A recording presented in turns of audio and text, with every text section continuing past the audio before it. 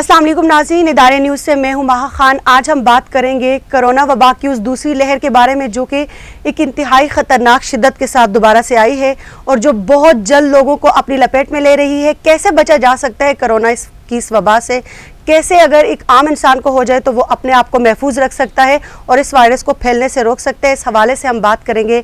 हमारे साथ आज मौजूद हैं ब्रिगेडियर रिटायर्ड मंजर ज़करिया साहब, उनसे हम बात करेंगे और उनसे हम जानेंगे। अस्सलाम वालेकुम sir, welcome to the show. Sir, सबसे पहले तो आप हमें ये बताइए कि अगर किसी को कोरोना हो जाता है तो वो किस तरह से अपने आप को इससे महफूज रख सकता है और क्या इलामात हैं कोरोना की, किस तरह से एक आदमी को पता चल सकता है कि उसको कोरोना है? देखें जी, कोरोना अपने दूसरी लहर के अंदर हैं और आपने बिल्कुल ठीक कहा कि अगर हमें कोरोना हो जाता है तो इसका जब एक्सपोजर होता है कोरोना का तो उसके तकरीबन 3 से 11 दिन के दरमियान उसकी अलामात ज़ाहिर हो जाती हैं। और अगर इस दौरान 11 दिन तक नहीं ज़ाहिर हुई तो फिर आपको कोरोना नहीं है। और हमें ये भी ख्याल रखना चाहिए कि जो कोरोना लोग मुंतकिल कर रहे हैं ना, उनमें से जो तकरीबन 50% लोगों को कोरोना की अलामात नहीं होती हैं और वो दूसरों को मुंतकिल कर रहे होते हैं। और इसकी मुंतकली का ख़ास वक्त है जब अलामतें नहीं ज़ाहिर हुई होती, तो उस वक्त भी मरीज़ दूसरों को बीमारी मुंतकिल कर रहा होता है।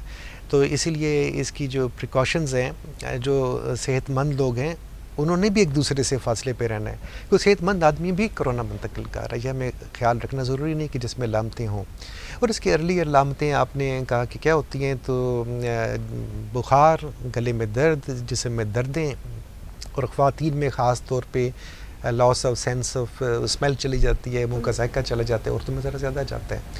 और आम तौर पे ये लामतें 30 इयर्स प्लस एज पे ज़्यादा होती हैं, बच्चों में कम होती हैं। और जैसे जैसे उम्र ज़्यादा होती है और शुगर के मरीज़, दिल के मरीज़, उनमें और ख़तरनाक ठीक है। कर जाते हैं। हम इसी तरफ आ रहे थे कि अगर बच्चों को कोरोना हो जाए तो उससे क्या मसाइल पैदा हो सकते हैं, क्योंकि बच्चे तो छोटे होते हैं, वो अपने आप को खुद इतनी अपनी केयर भी नहीं कर सकते, तो इससे क्या मसाइल पैदा हो सकते हैं और फिर बच्चों को किस तरह से बचाया जा सकता है कि कम से कम हो? देखें, कोरोना की में बहुत दिलचस्प बात है आपने की कि दिलचस्प बात ये है कि कोरोना बच्चों के लिए तो ख़तरनाक नहीं होता, उन्हें कुछ भी नहीं होता, वो ठीक हो जाते हैं। और इसकी अमवात जो ज़्यादा वो 80 इयर्स प्लस में है, फिर 70 इयर्स प्लस में है। जितनी उम्र कम होती जाती है उतनी इसकी कैजुअल्टीज़ कम हो जाती हैं। हाँ, बच्चों का मसला ये है कि जब बच्चों को कोरोना होते हैं उनमें अलामतें तो नहीं होती, मगर वो जब घर में जाएंगे तो घर में जो बड़े और बूढ़े हैं वो उनको बीमारी मुंतकिल ज़रूर करते हैं।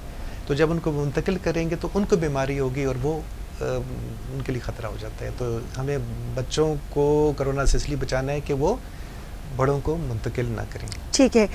एक मरीज़ को अगर कोरोना हो जाता है तो कितने दिन तक उसके लिए सेफ़ है कि कितने दिन बाद वो इस काबिल हो सकता है कि वो सब में घुल मिल के बैठ सके, उससे किसी को ये बीमारी ट्रांसफ़र नहीं होगी? हाँ, इसमें जो रिसेंट WHO के रिकमेंडेशंस है ना, कि अगर आपका बुखार उतर जाए और उसको 2 दिन गुजर जाएँ बग़ैर पैनाडोल के और किसी दवाई के, और बीमारी के लामतें शुरू हुए 10 दिन से भी ज़्यादा दिन हो जाएँ, दोनों सूरतें जब वो मीट कर लें, यानी कि बुखार भी उतर जाए 2 दिन तक और बीमारी को पॉजिटिव सिम्टम्स आए 10 दिन हो जाएं, तो वो दूसरों को मुंतकिल नहीं कर सकता और दोबारा उसका PCR टेस्ट कराने की भी ज़रूरत नहीं है। उससे चाहिए वो घुल मिल जाए और अपनी ज़िंदगी गुजारना शुरू करे। जी हाँ, ठीक है।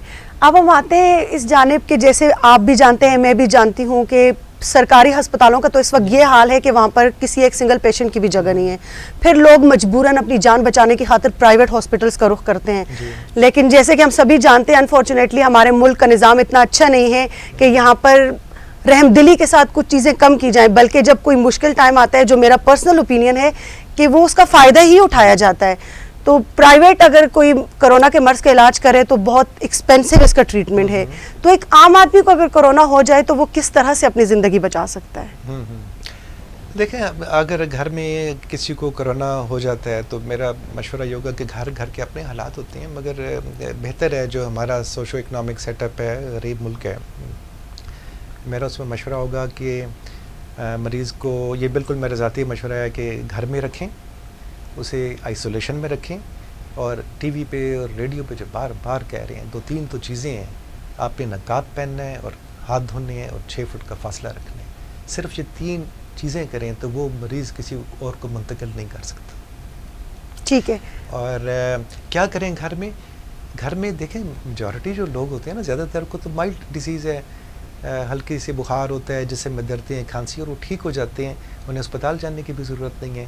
پھر کچھ لوگوں میں بیماری تھوڑی بڑھ جاتی ہے کہ ان کے لیے جن کو سانس کی تکلیف ہوتی ہے, یعنی کیا تکلیف ہوتی ہے کہ سانس کی رفتار اگر 1 منٹ میں 30 سے اوپر چلی جائے, یا اگر گھر میں لوگوں نے آج کل میں نے دیکھا سب لوگوں نے آکسی میٹر رکھے ہوئے ہیں, آکسی میٹری کرتے ہیں, وہ دیکھ لیتے ہیں. تو اگر آکسیجن وہ سیچوریشن اس پہ لکھی ہوئی آ جاتی ہے, سستا سا انسٹرومنٹ ہے, 94% سے ڈراپ ہو جائے, 94 سے کم ہو جائے, تو اس کا مطلب بیماری تھوڑی بڑھ گئی ہے. تو اگر بڑھی ہوئی بیماری ہے تو پھر بھی میرا مشورہ ہوگا کہ گھر میں رکھیں. اور یہ وہ سٹیج ہے جب آکسیجن لگا دیں مریض کو, اور یہ آکسیجن سلنڈر سستا سا آتا ہے, 2-4 ہزار روپے کا آتا ہے, 4-5 دن وہ چل جاتا ہے. اور آکسیجن لگا دیں اور آکسی میٹری رکھیں, اور وہ سے اگر اس کی سیچوریشن ٹھیک ہو جاتی ہے تو ٹھیک ہے. اور اگر یہ آکسیجن کی سپلائی کی ضرورت پڑ جاتی ہے تو ایک سستی سی دوائی ہے, وہ چند روپیوں میں آ جاتی ہے, جس کو کہتے ہیں اسٹیرائڈس کہتے ہیں, ڈیکسامیتھاسون کے نام سے ہیں, بیٹنیلون, ڈیلٹا کارٹل جو بھی ملتی ہے وہ کسی ڈاکٹر کے مشورے سے وہ شروع کر دیں. اور یہ شروع کرنے سے تقریباً 30% لوگ اسپتالوں میں جانے کی ضرورت ہی نہیں پڑتی, یہ تو گھر میں ہی ہو جائے گا سارا کچھ. ایکٹرما میڈیسن کا کہا جاتا ہے کہ اس سے کرونا جو ہے کافی حد تک ختم کیا جا سکتا ہے, اس بیماری کو ختم کیا جاتا ہے اگر ایک پیشنٹ کو. تو اس حوالے سے ہمیں تھوڑا سا بتائیے گا کہ اس بات میں کتنی سچائی ہے, کیا ایکٹرما سے ایسا ہو سکتا ہے کہ کرونا ختم ہو جائے؟ دیکھیں جب یہ کرونا آیا تھا نا تو لوگوں کو کچھ بھی نہیں علم تھا یہ کیا ہے, تو ایکٹرما, کلوروکوین اور اینٹی بایوٹکس بہت ساری آئیں, اور پلازما آیا, اور پھر آہستہ آہستہ یہ اسٹڈیز ہوتی رہی ہیں جن میں پتہ لگا کہ ایکٹرما تو بالکل ہی کوئی فائدہ نہیں ہے. بلینز آف ڈالرز کی ہم لوگوں نے ایکٹرما لگا دی پاکستان میں بھی باہر بھی, اور پتہ لگا اس کا کوئی فائدہ نہیں ہے. اسی طرح کلوروکوین کا بھی کوئی فائدہ نہیں, اسی طرح پلازما کا بھی جو اسٹڈیز ہوئی ہیں ان میں کوئی فائدہ نہیں نظر آیا. تو ابھی تک تو صرف 2 ہی دوائیاں ہیں جن کا کچھ فائدہ ہے. ایک ہے ڈیکسامیتھاسون جو چند روپیوں میں آتی ہے, اور میں کہوں گا بازار میں جو عام لو لائنگ فروٹ ہے اسی کو توڑ کے کھاؤ, مطلب ٹیکاڈرون لے لو اگر ضرورت پڑتی ہے.